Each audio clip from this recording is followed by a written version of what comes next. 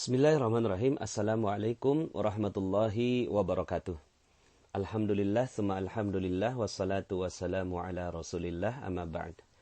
Alhamdulillah, bagaimana kabarnya Bapak Ibu semua hari ini? Semoga selalu dalam limpahan karunia, cinta, rahmat, dan berkah dari Allah Subhanahu wa Ta'ala, sehingga Anda hidup dengan keadaan terbaik, dengan keadaan yang diridhai oleh Allah Subhanahu wa Ta'ala, dengan keadaan yang penuh kejayaan, kemuliaan, ketinggian, dan siap menerima rezeki yang berlimpah dari Allah Subhanahu wa Ta'ala. Bapak Ibu, pada kesempatan kali ini saya ingin menyampaikan sebuah materi yang sangat-sangat dahsyat Bapak Ibu, dan mudah-mudahan kita semua bisa menerima materi ini.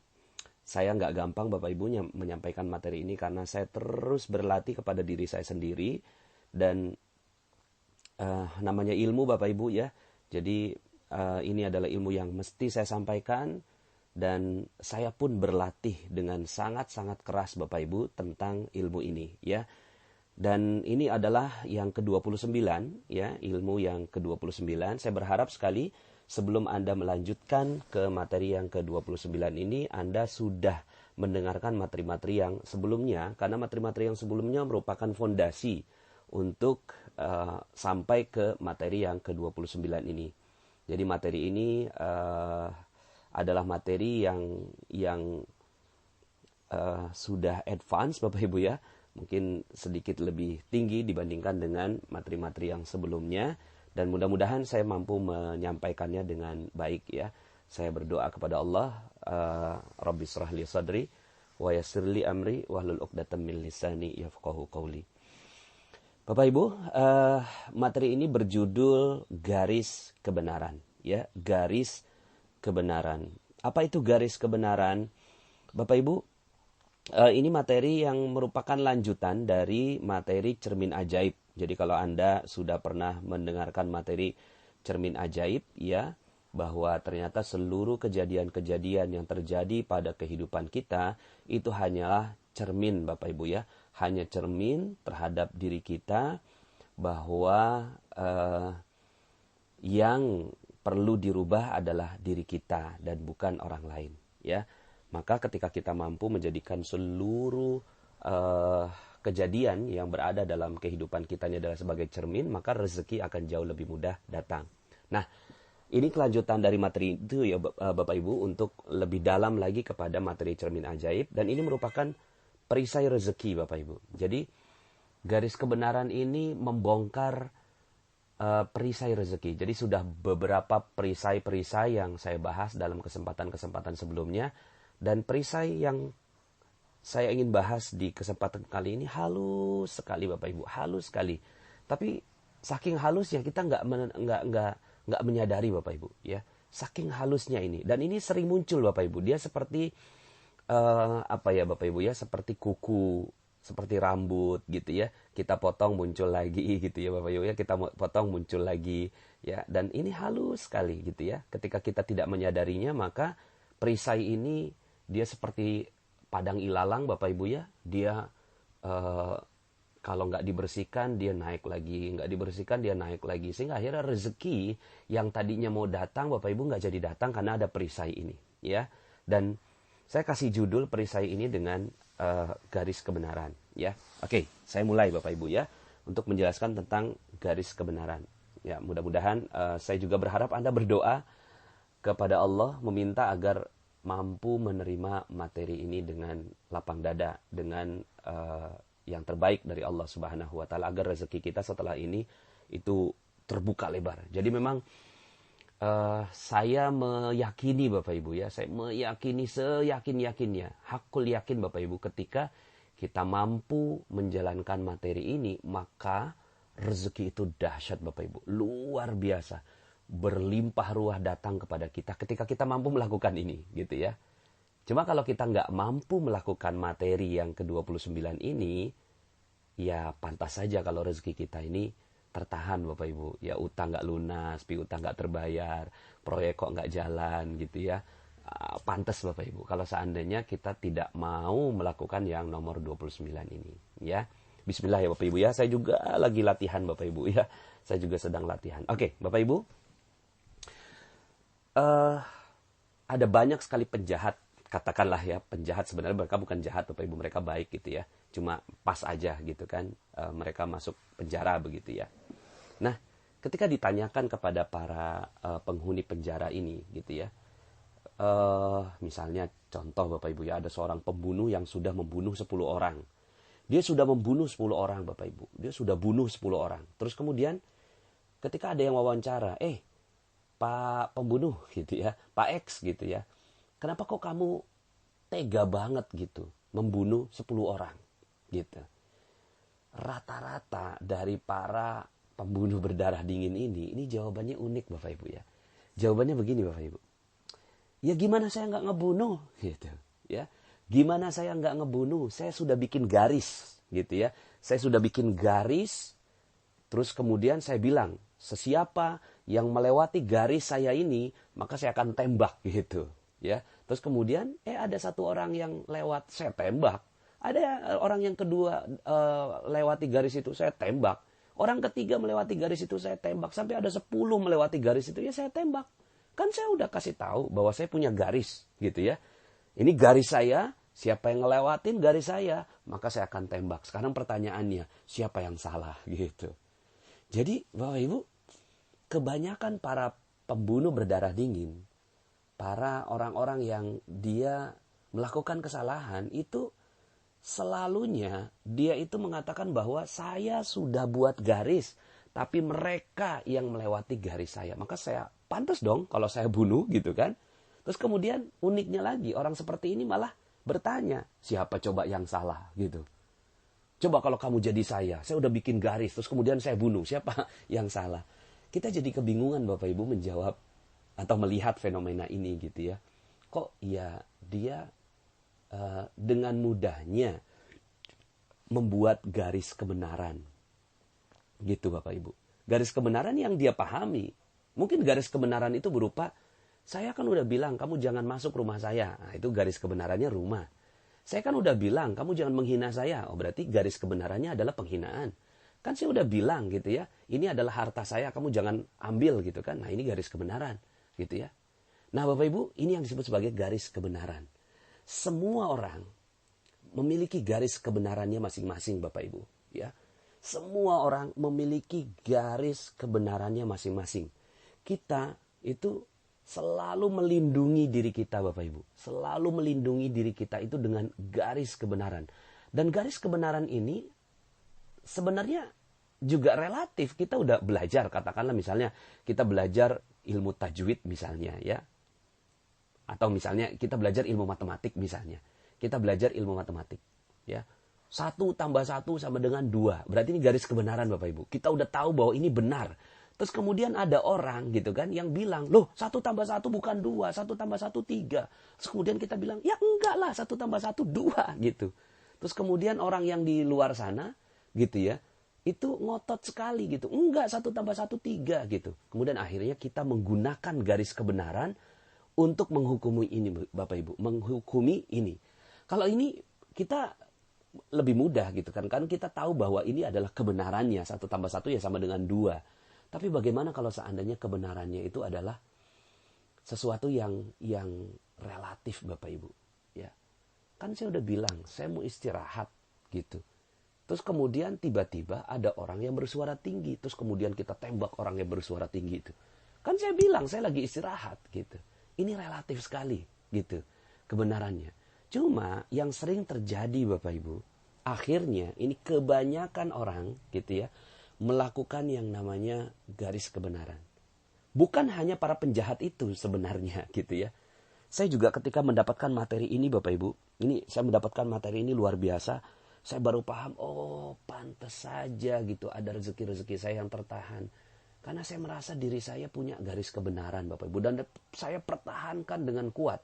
Ketika ada orang yang tidak suka dengan garis kebenaran yang saya buat, kemudian saya salahkan orang lain. Gitu Bapak Ibu. Ya. Yang sering terjadi akhirnya gitu ya, kita tuh sering membuat kambing hitam Bapak Ibu. Kambing hitam terhadap apapun gitu ya. Kambing hitam terhadap apapun. Ketika kita misalnya tidak berhasil gitu ya dalam sebuah bisnis, terus kemudian kita bilang, ya iyalah gitu. itu sih gitu nggak ngajarin saya, itu sih dia gitu ya mengkhianati saya, itu saya ditipu sama tuh orang gitu kan. Sudahlah nggak pakai cermin ajaib, dia pakai garis kebenaran Bapak Ibu. Garis kebenaran ini ya dia menyalahkan orang lain. Yang benar siapa? Saya yang benar. Semua di luar saya itu salah gitu. Dia pakai garis kebenaran Bapak Ibu. Sehingga akhirnya orang yang di luar dia harus salah. Dan satu-satunya orang yang paling benar di muka bumi ini adalah saya. Gitu Bapak Ibu. Nah ini dididik Bapak Ibu. Kita dididik dari kecil tentang garis kebenaran ini. Pantas aja ya kalau garis kebenaran ini semakin lama semakin menjulang Bapak Ibu ya. Semakin lama semakin menjulang. Misalnya contoh gitu ya, kita anak-anak kita gitu kan. Terus kemudian anak kita jatuh nih Bapak Ibu ya. Anak kita jatuh terus kemudian nangis gitu. Terus kemudian dia jatuhnya di tangga. Terus kemudian tangganya kita pukul. Nakal ini tangga gitu kan. Tangga ini nakal gitu kan. Iya nih udah biarin mama omelin ini tangganya. Terus kemudian anak kita itu diem Bapak Ibu. Gitu ya. Merasa garis kebenarannya sudah muncul. Bahwa dia yang benar terus kemudian yang salah adalah tangga Bapak Ibu. Nah kita dari kecil seperti itu Bapak Ibu. Ya, jatuh dari sepeda terus kemudian wah ini sepedanya. Iya ini sepedanya yang salah gitu. Sehingga akhirnya setiap ada kejadian kita selalu menggunakan garis kebenaran dan orang lain yang salah. Sehingga akhirnya dengan garis kebenaran ini kita nggak mau bertanggung jawab Bapak Ibu terhadap apapun yang terjadi pada diri kita.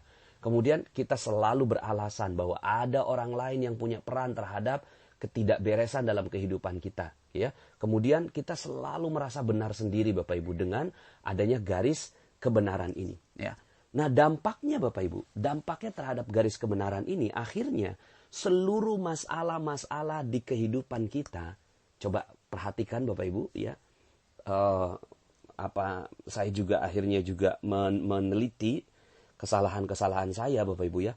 Waktu itu kok bisnis nggak bener gitu, kemudian saya kok ditipu orang, lo kok saya nggak berhasil dalam sebuah bisnis, lo kok saya ini ternyata sebabnya sederhana Bapak Ibu. Sebabnya sederhana, semua utang kok nggak lunas, piutang kok nggak dibayar orang gitu ya. Terus kemudian kok istri kok nggak nurut sama saya gitu ya. Kemudian ada yang suaminya diambil orang gitu kan, ya. Terus kemudian ada rumah kok kebakaran gitu ya.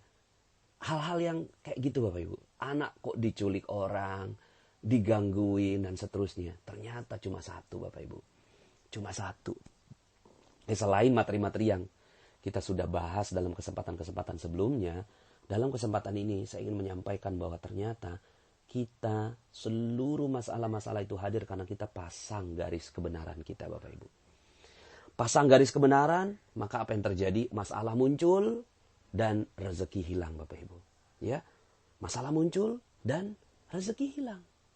Ya, jadi kalau seandainya sekarang ini rezeki kita hilang, ya bukan karena rezekinya nggak ada, tapi karena kita membangun garis kebenaran gitu ya di dalam kehidupan kita. Ya. Nah, kalau seandainya kita mau Bapak Ibu, ini dengan lapang dada, dengan minta petunjuk kepada Allah Subhanahu Wa Taala di kesempatan materi kali ini, ya Allah gitu ya, saya betul-betul ingin menghilangkan garis kebenaran saya. Maka yang terjadi Bapak Ibu, setelah itu rezeki dahsyat luar biasa datang pada kita Bapak Ibu. Ternyata cuma gara-gara garis kebenaran itu Bapak Ibu. Rezeki tiba-tiba datang, terus kemudian masalah hilang tiba-tiba. Hush Bapak Ibu, hilang gitu ya. Ketika apa? Ketika kita udah turunkan itu garis kebenaran. Kan garis kebenaran ini ibarat tembok Bapak Ibu. Seperti penjahat tadi, kan saya udah bikin garis. Terus kemudian ada orang yang mau melewati garis saya tembak gitu ya. Nah garis ini yang dihilangkan Bapak Ibu. Yuk hilangkan garis ini gitu ya.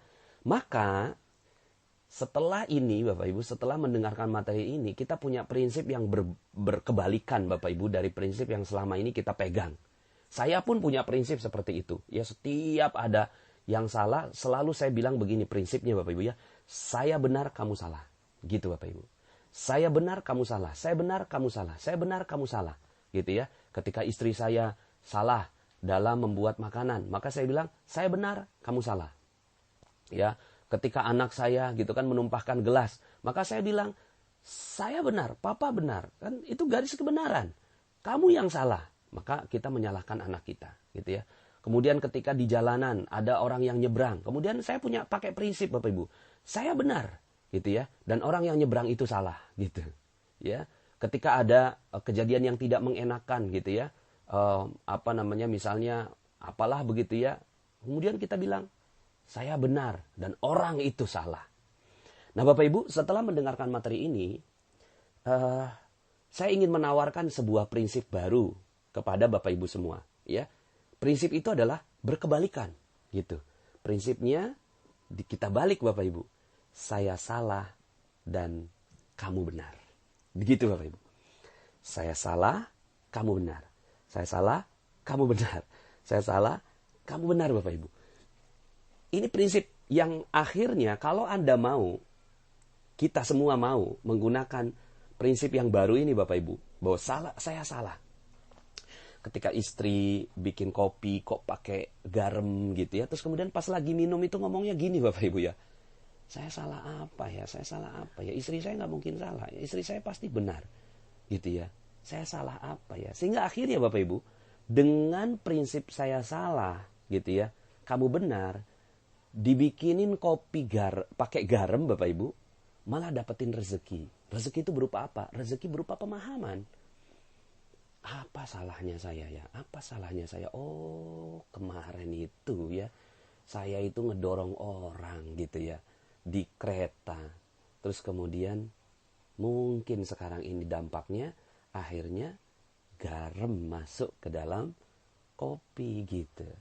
Maka, dialog yang terjadi itu cuma terhadap diri sendiri. Kita nggak punya dialog terhadap orang lain Bapak Ibu. Kita udah nggak punya dialog lagi terhadap orang lain. Mama, kamu itu kok gitu ya, mata ditaruh di mana? Ya, kamu itu udah punya mata 2, pakai kacamata jadinya 4 gitu ya. Kok ya bisa gitu? Ya, bikin kopi pakai garam. Nah, kalau yang seperti ini Bapak Ibu, saya salah dan istri yang benar, apa yang terjadi Bapak Ibu? Saya nggak belajar. Saya tidak belajar sesuatu dari peristiwa kopi pakai garam itu Bapak Ibu. Maka saya tidak mendapatkan kesempatan untuk dapatkan rezeki. Karena pemahaman itu rezeki.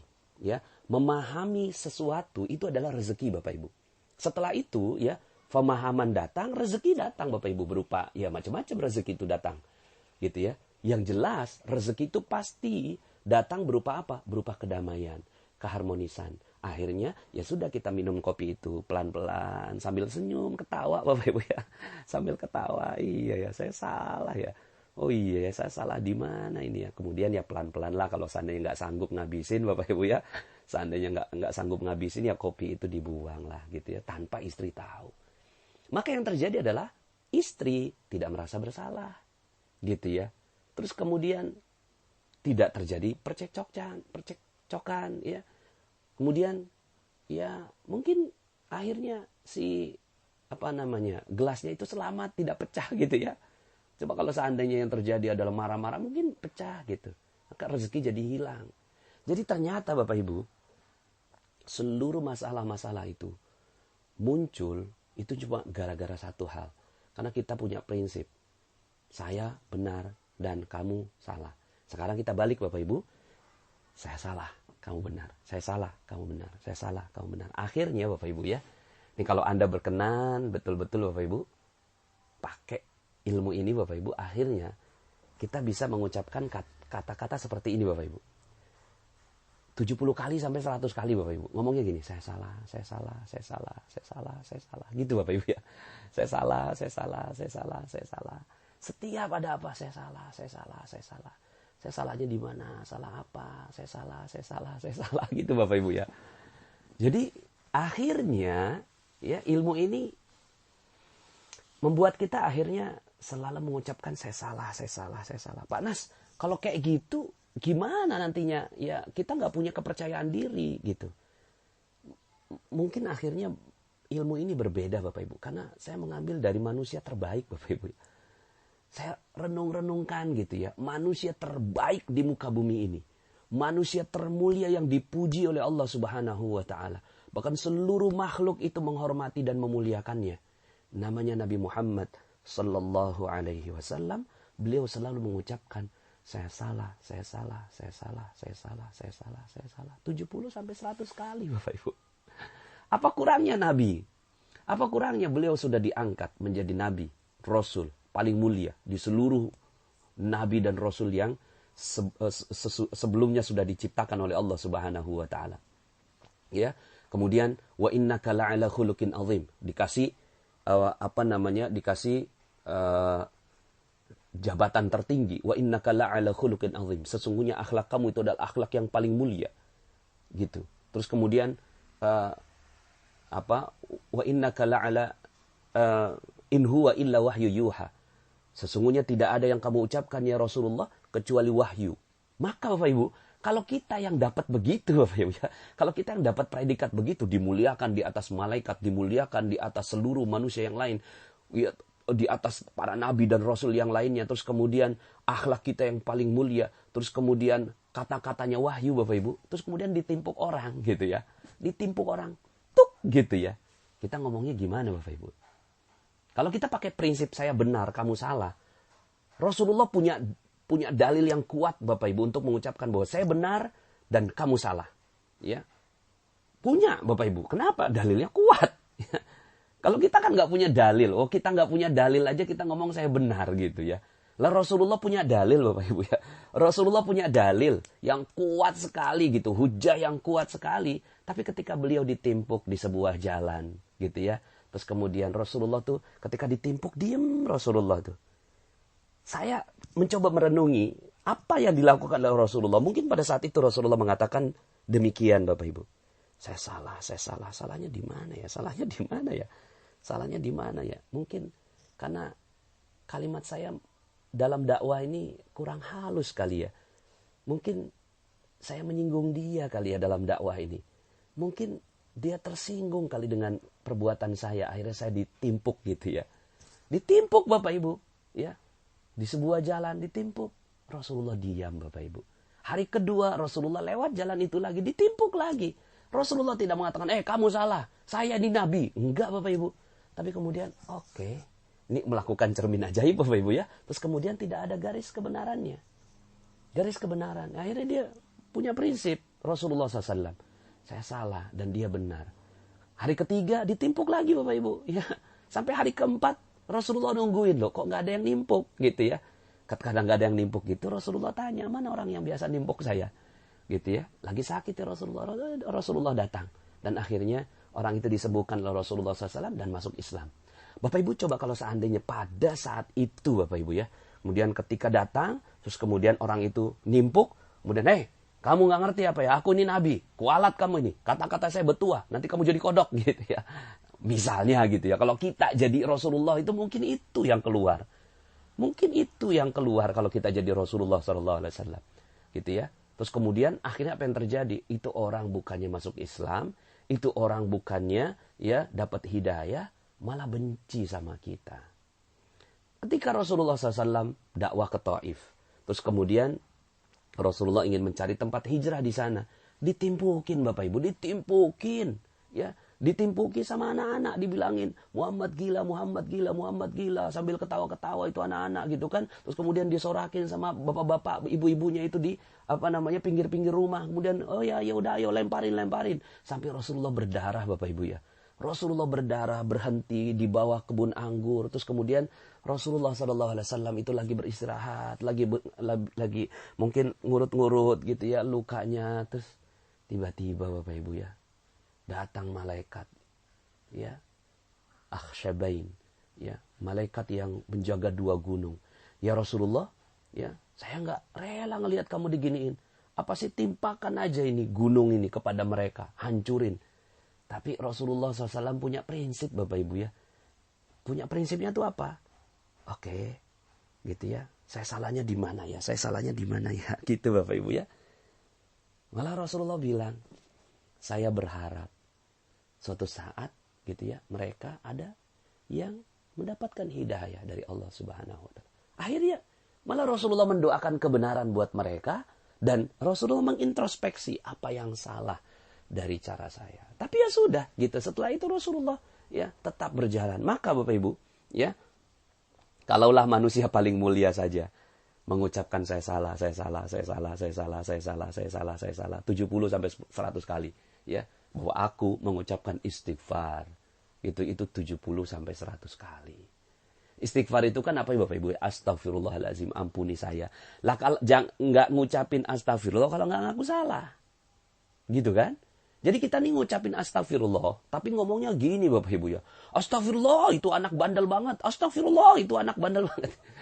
Jadi kita astagfirullah sambil pakai garis kebenaran Bapak Ibu ya. Kita astagfirullah, bener ngucapinnya bener astagfirullah. Tapi kita sambil nyalahin orang, astagfirullah, astagfirullah. Ini orang nggak mau diomongin, astagfirullahaladzim, astagfirullah. Gitu Bapak Ibu ya. Jadi harusnya gimana dong? Harusnya ucapkan saya salah, saya salah, saya salah, saya salah, saya salah. Salahnya apa ya? Salahnya apa ya? Coba pikirkan. Jadikan cermin ajaib Bapak Ibu. Saya salah, saya salah, saya salah. Salahnya di mana ya? Gitu ya. Astagfirullahaladzim, astagfirullahaladzim, astagfirullahaladzim, astagfirullah. Maka pengucapan istighfar menjadi benar. Pengucapan istighfar, ngaku salah, baru istighfar. Gitu ya, ngaku salah, saya salah, saya salah, saya salah, baru ampuni saya ya Allah. Saya salah, ampuni saya salah, ampuni saya.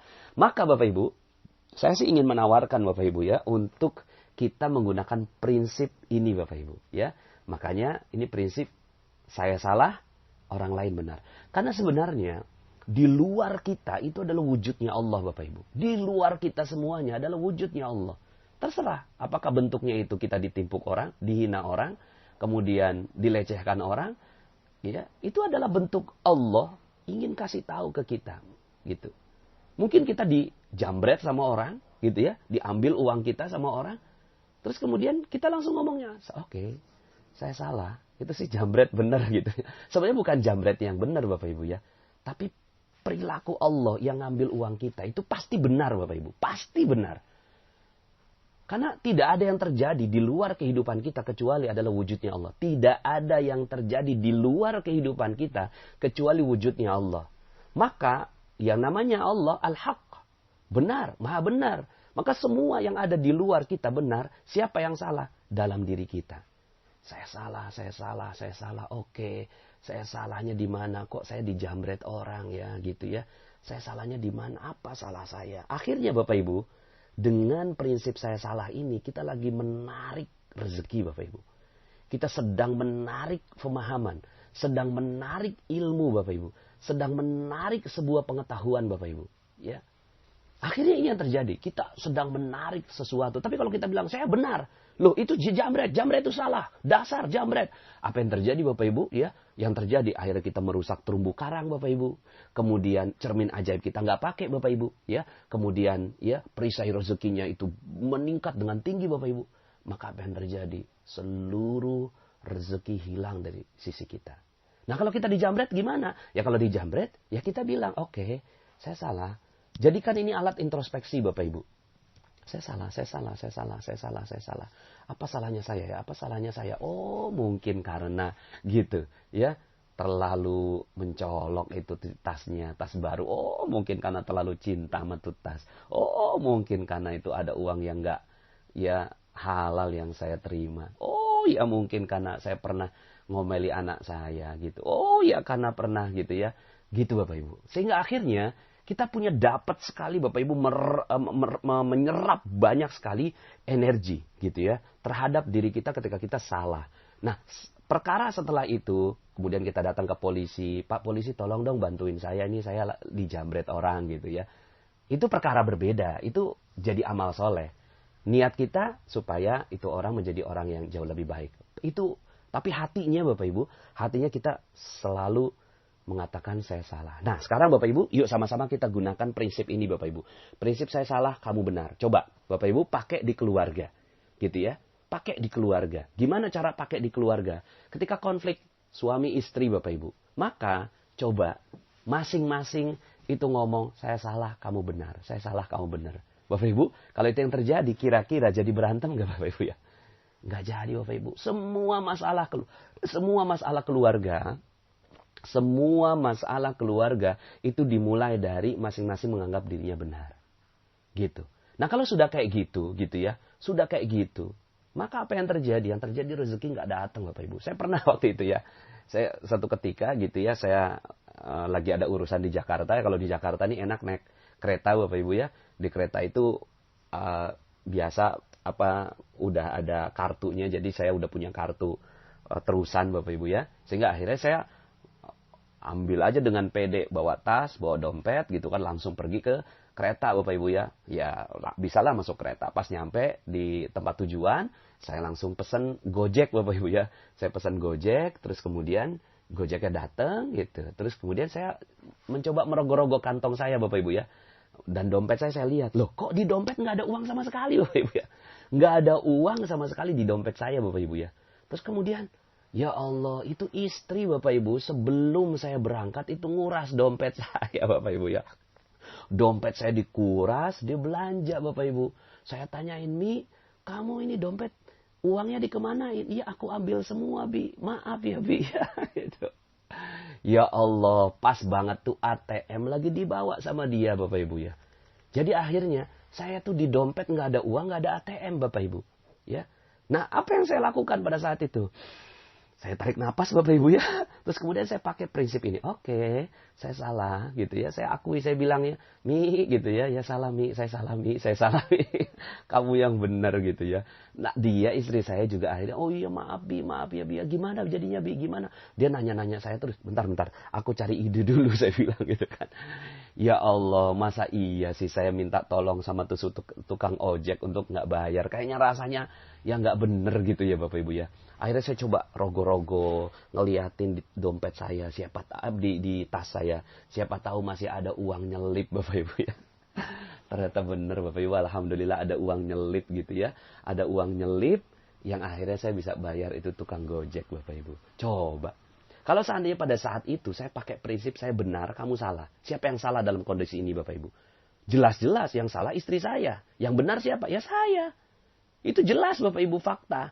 Faktanya saya selalu pakai dompet gitu ya kemana-mana. Dompet itu selalu ada di kantong celana, itu fakta ya, berarti benar lah. Istri saya kok ngambil uang nggak pakai izin gitu ya, mestinya kan dia ngomong gitu ya. Kalaupun nggak pakai izin ya biasa, kalau saya memang namanya uang itu ya silahkan aja gitu ya. Uang istri, uang saya kan uang istri juga.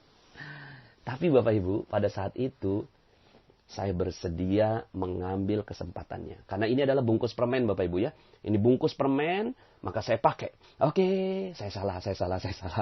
Akhirnya Bapak Ibu apa yang terjadi? Yang terjadi akhirnya istri saya tenang di rumah gitu ya. Dia nggak merasa tertekan batinnya. Kalau merasa salah ya namanya juga orang. Akhirnya dia merasa, ya Bi aku yang salah. Saya juga merasa salah gitu ya. Saya salahnya apa ya? Akhirnya saya dapat pengetahuan Bapak Ibu. Oh iya salahnya ini. Saya pernah melakukan apa sebelumnya. Begitu Bapak Ibu ya. Terus kemudian tukang Gojeknya akhirnya juga tenang gitu ya Bapak ya. Nah kalau seandainya ya ilmu ini dipakai kepada anak gitu ya. Anak melakukan kesalahan. Terus kemudian orang tua gitu ya. Nggak langsung mengatakan kamu itu yang salah. Ya, maka si anak ini merasa tenang Bapak Ibu. Ini kaitannya dengan ilmu parenting, gitu ya. Ilmu parenting, apa yang dilakukan anak pasti benar Bapak Ibu ya. Kenapa? Karena semua, gitu ya, itu adalah ilham dari Allah. Nah, sambil kita belajar tentang kebenaran bareng-bareng, gitu ya. Cuma kebenarannya nggak mutlak. Pasti si ayah benar dan anak salah. Contoh Bapak Ibu ya, ini ada dua jenis tipe ayah, gitu ya. Ayah yang A dan ayah yang B. Ayah yang A itu ketika ditelepon, Pak ini anaknya ditangkap kena narkoba, gitu ya, kena narkoba, tolong datang ke sini, gitu ya. Ini anaknya tolong diambil. Nah maka ini ayah yang A itu langsung Bapak Ibu merasa bahwa dia benar dan anak salah. Dan benar kan ya, namanya narkoba kan garis kebenaran menentukan ya image di luar sana yang namanya narkoba ya salah. Siapa yang bilang narkoba itu benar? Nggak ada gitu ya. Polisi udah jelas-jelas nangkep gitu kan. Ya, jadi ya sudah gitu. Si ayah A nyampe ke Polres, nampar si anak gitu. Nggak tahu malu, bikin malu keluarga. Apa yang terjadi Bapak Ibu? Yang terjadi mungkin pada saat itu gitu ya, si anak malah berontak. Kamu siapa? Ya, ngaku-ngaku sebagai ayah saya. Padahal setiap hari berantem aja sama ibu saya. Sekarang bisa-bisanya cuma nampar aja. Nah, bisa yang terjadi bisa seperti itu. Atau ayah yang B. Ayah yang B ini, dia ketika dapat seperti itu. Pak, datang ke Polres. Ini anaknya ditangkap kena narkoba. Astagfirullahaladzim. Saya salah. Saya salah di mana ya? Saya salah di mana ya? Akhirnya dia merasa bahwa ini bungkus permen. Oke. Ini bungkus permen sebentar lagi akan ada isinya. Kemudian setelah itu dia tenangkan dirinya Bapak Ibu. Dia buka garpu tala. Ya, mungkin dia sholat dulu 2 rakaat Bapak Ibu, menenangkan dirinya. Ya, seperti dalam materi ya di training gitu ya. Mungkin jeruk nipisnya dihilangkan Bapak Ibu. Ya, kemudian dia merasa bahwa semua sudah sempurna, tidak ada cacat gitu ya. Ini cacat yang sempurna. Lalu kemudian dia tambahkan ilmu baru Bapak Ibu. Oke, saya salah. Salah di mana ya? Oh, akhirnya si ayah seperti ini dia bisa menemukan apa kesalahan-kesalahannya Bapak Ibu. Mungkin kesalahannya terlalu sibuk dalam bisnis. Mungkin kesalahannya lupa memberikan pendidikan buat anak. Mungkin kesalahannya terlalu gitu ya, memanjakan. Mungkin kesalahannya, mungkin dia juga pernah melakukan kesalahan di kantor. Mungkin juga gitu kan hartanya tidak halal. Oh, mungkin juga akhirnya Bapak Ibu, nih orang tua datang ke Polres dalam keadaan mata sembab dan dia sudah merasa bahwa dirinya yang salah. Ya, juga tidak mengatakan bahwa narkoba itu benar, tidak juga. Cuma saya yang salah. Kejadian ini pasti ada maksud di balik Allah menunjukkan peristiwa ini. Datang ke kantor, gitu kan, terus kemudian ketemu anaknya, "Nak, sini nak. Maafin papa ya. Papa yang salah. Papa lupa sama kamu. Papa mungkin ada banyak yang lalai terhadap kamu. Papa mungkin." Akhirnya Bapak Ibu, apa yang terjadi? Yang terjadi sang anak, saya yakin Bapak Ibu, itu akan luluh dan akhirnya dia juga merasa bahwa dirinya salah. Nah Bapak Ibu, ini juga ada kaitannya dengan ilmu kuantum. Kita satu sama dan terhubung Bapak Ibu ya. Ketika kita bilang saya salah, kamu benar. Saya salah, kamu benar. Maka orang yang di depan kita juga akan begitu Bapak Ibu. Dia juga akan mengatakan saya salah, kamu benar. Akhirnya yang terjadi damai Bapak Ibu. Tapi kalau seandainya saya benar, kamu salah, saya benar, kamu salah. Orang yang di depan kita itu juga akan selalu mengatakan saya benar, kamu salah, saya benar, kamu salah. Gitu. Nah ini di keluarga. Kalau di keluarga kita udah bisa latihan Bapak Ibu. Latihan aja terus gitu ya. Ini nggak gampang Bapak Ibu latihannya. Ya, kan ada aja hal-hal yang nggak enak yang terjadi dalam kehidupan kita. Coba Bapak Ibu, setiap yang nggak enak, oke, saya salah. Astagfirullah. Saya salah. Pagi-pagi Bapak Ibu, ya. Wabil ashari hum yastaghfirun. Di waktu-waktu sahur, itu dia mengucapkan permohonan maaf kepada Allah. Sebelum subuh dia istighfar, astagfirullahaladzim. Saya salah. Sambil renungin, salahnya apa kemarinnya, saya salah apa kemarinnya, saya salah apa, gitu Bapak Ibu. Aduh, kalau Anda mampu melakukan ini Bapak Ibu di keluarga, itu Anda akan menjadi manusia terbaik di keluarga Anda. Suami melakukan ini, istri akan ikut Bapak Ibu. Akhirnya istri juga merasa, oke, saya salah. Akhirnya Bapak Ibu, istri juga akan ikut. Kalau seandainya istri, katakanlah istri, suami selingkuh, nauzubillah ya. Suami selingkuh, kan selingkuh. Ini kan garis kebenaran, ya benarlah istri. Faktanya si suami selingkuh, itu fakta. Tapi kemudian ketika istri bisa bilang, oke, saya salah, salahnya di mana ya? Mungkin saya kurang dandan, gitu kan? Mungkin saya terlalu merasa bahwa suami saya aman. Mungkin saya terlalu merasa bahwa suami milik saya, gitu ya. Sehingga akhirnya dia merasa tertekan, gitu ya. Oh mungkin saya gitu ya karena makanannya nggak enak gitu ya. Oh mungkin akhirnya Bapak Ibu si istri ini menyadari salah. Oke, saya salah di mana? Ketika ini yang terjadi Bapak Ibu, maka sang suami insya Allah akan mengakui kesalahannya dan dia akan berbalik. Ini namanya inner beauty Bapak Ibu ya. Orang yang wanita di luar sana akhirnya itu terasa menjijikkan ya, terasa tidak indah bagi si suami ini. Tapi sang istri yang memiliki perilaku yang baik ini, akhirnya suami akan sadar. Ada banyak sekali orang-orang yang datang pada saya. Dan saya ajak mereka, oke, Anda bisa kok marah gitu. Tapi mau nggak saya tunjukin sebuah cara yang membuat akhirnya suami jadi balik lagi. Gimana caranya Pak Nas? Ya coba. Gitu. Yang pertama, pakai prinsip ini. Garis kebenarannya jangan dipakai. Gitu. Hilangkan garis kebenaran. Yang kedua, coba katakan. Ayah, urusan ayah, gitu ya. Itu selingkuh, urusan ayah dengan Allah. Pasti ada konsekuensinya. Masih ingat neraka kan? Gitu ya. Tapi urusan saya tetap melindungi, mencintai, melayani, memuliakan, membahagiakan ayah. Gitu ya. Menjaga akad nikah kita yang suci adalah urusan saya dengan Allah. Jangan khawatir ayah. Saya akan tetap terus menerus gitu ya, memberikan yang terbaik untuk engkau apapun yang terjadi sampai akhir hayat kita. Bapak Ibu, kalau ini mampu dilakukan oleh seorang istri, itu suami goyang Bapak Ibu ya.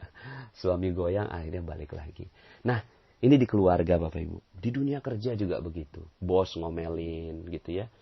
Ya kan sering terjadi ketika bosnya ngomelin, terus kemudian si karyawan ini, aduh saya kan udah bener gitu kan. Si bos ini marah-marah terus akhirnya ngomongin lagi gitu kan. Udahlah terumbu karang habis gitu ya. Terus kemudian dia ngomongin di belakang gitu. Terus kemudian akhirnya rezeki hilang semua Bapak Ibu. Tapi coba kalau seandainya sang bosnya marah. Kamu itu kerjaannya nggak benar. Oke, saya salah di mana ya? Siapa aja menerima salah itu bukan aib kok, ya. Mengaku salah itu bukan aib kok, gitu ya. Tidak ada aib sama sekali di situ. Ya. Aib itu ketika berbuat kesalahan terhadap Allah. Nah ini, saya ini cermin ajaib, gitu kan. Oh ini bungkus permen, gitu kan. Nah Bapak Ibu, apa yang terjadi setelah itu? Yang terjadi si bosnya jadi sayang. Loh, ini karyawan saya omelin kok. Dia masih tetap sabar gitu ya. Nah, kemudian ini juga misalnya dalam dunia bisnis gitu ya, konsumen ngomel gitu ya. Kemudian si produsen, oke, saya salah di mana? Begitu terus Bapak Ibu ya. Kadang-kadang kita juga sebagai seorang guru gitu ya. Sebagai guru tuh merasa bahwa diri kita benar. Kan saya punya ilmu lebih banyak, baca hadis lebih banyak gitu ya, baca Quran lebih banyak, punya ilmu psikologi, punya ilmu matematik, kimia, fisika dan segala macam. Terus kemudian menganggap orang lain salah Bapak Ibu. Saya ingin menceritakan sebuah kisah gitu kan. Ada yang namanya hakim Bapak Ibu, Judge Bao namanya. Hakim di Cina ini hakim yang sangat adil Bapak Ibu ya. Ada orang gitu ya yang bilang, oh ini 3 kali 7 sama dengan 21. Terus kemudian ada orang, bukan 21 gitu. Sekian gitu ya. Katakanlah misalnya 25. Enggak, 3 kali 7 itu 21. 25. 3 kali 7, 21. 25. Loh, kamu ini enggak mau ngikut ini ilmu pengetahuan ini. 3 kali 7 ya 21. 25. Akhirnya dibawa Bapak Ibu masalah ini ke hukum Bapak Ibu ya. Kemudian ketika berhadapan dengan Judge Bao, hakim yang adil ini gitu ya. Ada masalah apa? Iya, saya ini guru Pak. Saya ngajarin dia ini 3 kali 7 itu 21 gitu. Terus kemudian dia tuh nggak mau nerima gitu. Dia bilang itu 25. Lah saya dong yang benar gitu. Dia kan salah. Gitu. Tolonglah hakim gitu kan. Ya, berikan pemahaman yang terbaik buat dia. Kamu gimana? Ya, terserah aja saya mau ngomong 25, terserah dia gitu. Ya, terus kemudian akhirnya Judge Bao ini menghukum ya. Yang mengatakan si gurunya itu malah dicambuk Bapak Ibu. Loh, cambuk dia. Yang mengatakan 3 kali 7 sama dengan 21. Dicambuk Bapak Ibu ya. Loh, kenapa saya dicambuk? Ya iyalah, kamu itu udah bener gitu kan. Tapi kamu itu mempertontonkan kebenaran kamu gitu ya terhadap orang yang bodoh gitu. Terhadap orang yang tidak tahu. Jadi kamu ini gitu ya, harusnya ya bijak gitu ya, melihat segala sesuatu. Bisa jadi gitu ya. Ini adalah cermin ajaib buat kamu untuk mengatakan, oke, saya salahnya di mana ya? Salahnya bukan karena angkanya Bapak Ibu, tapi salah karena kesombongan. Gitu. Ya, mentang-mentang punya ilmu, sombong. Lah ini salah, gitu. Jadi akhirnya Bapak Ibu, kalau kita mampu melakukan ini ya, ini akhirnya ya kita ya ada prinsip sing waras ngalah gitu ya. Terus kalau seandainya kasusnya berat gimana Pak Nas gitu ya.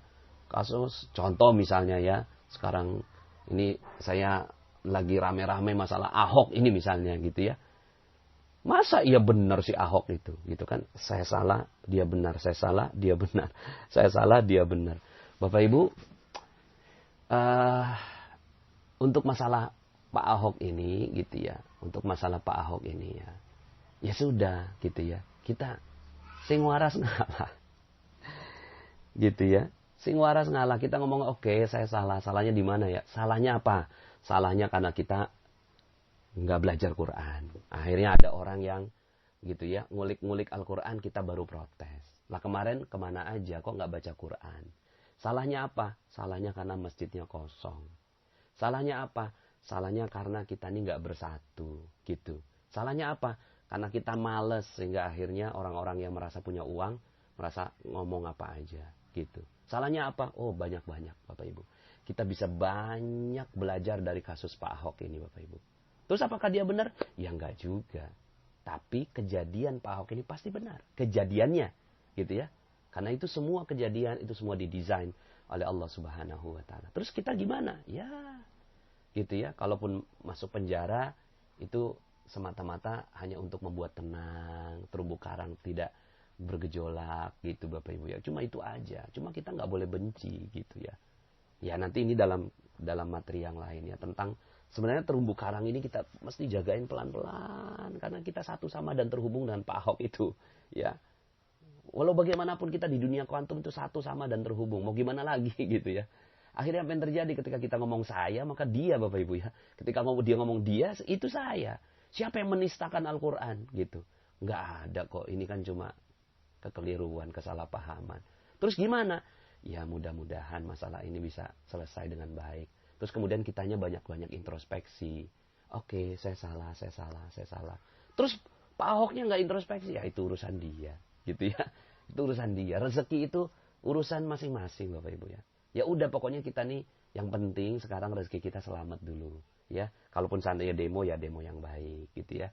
Terus kemudian kita ngikuti ulama. Nah, ini akhirnya bicara terus kebenaran jadi relatif dong Pak Nas. Akhirnya memang kebenaran itu cuma milik Allah. Kita nih nggak paham, kita nih nggak ngerti, kita nih kebanyakan salahnya. Terus akhirnya jadi kita nggak bisa menentukan kebenaran, nggak juga. Yang kita bisa tentukan bukan kebenaran Bapak Ibu, tapi ya kesepakatan, gitu Bapak Ibu. Sepakat, gitu. Nah, jadi kesepakatan itu yang harus kita buat. Misalnya di keluarga sepakatnya apa? Gitu ya, misalnya anak-anak main tablet gitu ya maksimal 2 jam, nonton sekian jam. Udah buat kesepakatannya. Kemudian ketika dia melanggar gitu ya, kemudian kamu itu salah. Enggak. Nah, kesepakatannya gimana? Ya kan kita udah sepakat gini gitu kan? Seperti itu. Jadi yang kita sepakat dan sama-sama tahu gitu. Ya, sama-sama tahu. Nah, kondisi sekarang ini di negara kita ya, kita kan punya kesepakatan. Sepakat apa? Sepakat punya KTP gitu kan. Sepakat tidak menabrak lampu merah, itu sepakat kita. Ya, sepakat untuk tidak menghina satu agama dengan agama yang lain, itu sepakat gitu ya. Kalau menghindari kesepakatan itu apa? Melanggar kesepakatan? Ya kalau melanggar kesepakatan ya kita sama-sama punya lembaganya. Udah itu aja. Jadi kita hormati kesepakatan. Yang jelas kita nih nggak ngerti apa-apa. Wallahu a'lam. Ya. Allah yang Maha tahu. Nah, sekarang udah nggak usah terlalu jauh ke sana gitu ya. Yang jelas gini Bapak Ibu ya, kalau saya pribadi itu mencoba belajar Bapak Ibu. Membaca hadis, membaca ini supaya apa? Supaya tingkat kesalahan saya nggak salah-salah amat Bapak Ibu ya. Tapi tetap gitu ya, kita tuh merasa bahwa oke, saya salah gitu ya. Nah, kemudian kalau ada suatu hal ya kesepakatan dan berjamaah. Gitu Bapak Ibu, berjamaah. Kalau ulama gitu ya, ulama bersepakat, ulama duduk dalam satu majelis. Yadullah ma'al jamaah. Tangan Allah bersama dengan orang-orang yang berjamaah. Artinya kita nggak boleh sendirian. Ya, bismillah. Insya Allah mudah-mudahan dengan ini akhirnya Allah Subhanahu wa taala memberikan kedamaian. Ya, ujung-ujungnya yang kita inginkan adalah kedamaian dan rezeki Bapak Ibu yang berlimpah ruah. Oke, nggak usah terlalu jauh ke sana. Sekarang untuk kita Bapak Ibu, ya. Kita bilang bahwa saya salah, kamu benar. Saya salah, kamu benar. Saya salah, kamu benar. Kalau yang terjadi Bapak Ibu, siap-siap Bapak Ibu ya. Garis kebenarannya diturunkan, maka rezeki akan mengalir deras Bapak Ibu. Garis kebenaran turunin Bapak Ibu, ya. Garis kebenaran turunin gitu ya, nggak usah jadi tembok dan kemudian kita selalu mengatakan saya salah. Fakta di luar sana pasti benar. Karena tidak ada kejadian yang terjadi kecuali atas izin Allah Subhanahu wa taala, ya. Waktu itu juga Bapak Ibu, saya waktu itu ngisi training Magnet Rezeki di Makassar, tiba-tiba ada yang deketin saya gitu. Pak Fitra mana Pak Fitra gitu. Nggak tahu saya Pak Fitra yang mana.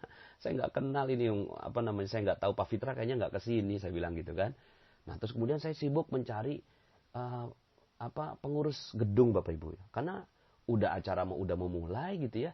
Tapi kok pengurus gedungnya belum ada gitu. Ya saya cari-cari, orang itu datang lagi. Pak Fitra mana Pak Fitra? Nggak tahu saya Pak Fitra gitu. Ya udah saya lagi sibuk ini gitu kan. Akhirnya saya coba cari-cari yang ngurusin gedung. Orang itu datang lagi Bapak. Pak Fitra mana Pak Fitra? Kemudian adik saya namanya Fikri. Ya, saya Fikri gitu kan, Bapak pengurus gedung. Oh, ternyata gitu ya. Ternyata itu dia bukan nyari Fitra, nyarinya Fikri gitu kan. Dan ini adalah pengurus gedung yang mau bantuin saya gitu ya, ngerapihin semua sound system dan layar dan seterusnya. Kemudian pada saat itu Bapak Ibu, kalau seandainya saya perturutkan, saya benar, kamu salah. Kamu itu nyarinya Fikri harusnya, bukan Fitra gitu. Tapi saat itu saya setting diri saya. Oke, saya salah. Salahnya di mana ya? Salahnya di mana? Akhirnya Bapak Ibu, alhamdulillah acara hari itu berjalan lancar. Tapi kalau seandainya saya mengatakan, saya benar, kamu itu gitu kan. Udahlah datang terlambat gitu kan. Terus kemudian nyarinya Fitrah gitu ya. Yang benar ya saya, kamu yang salah.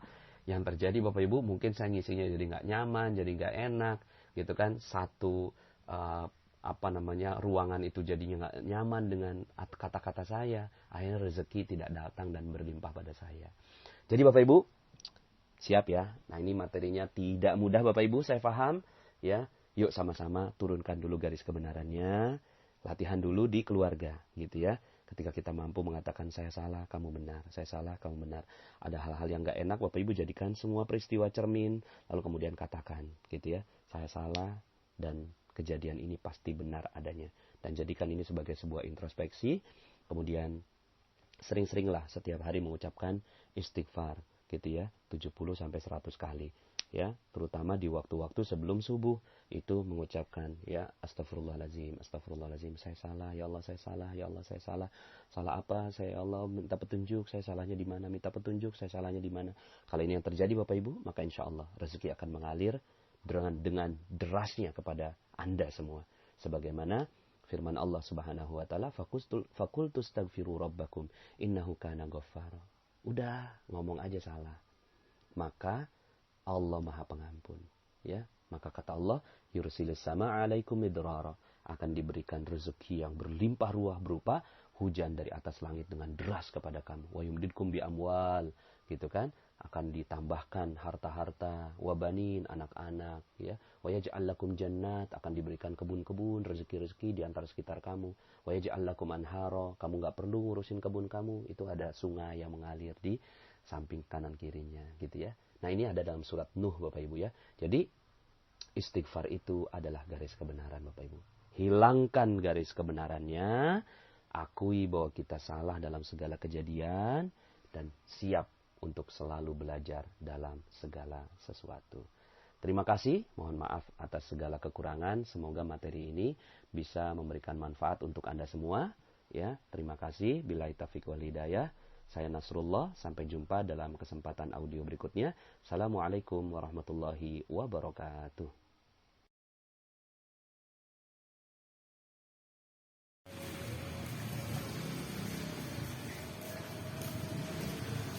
Allahu Akbar.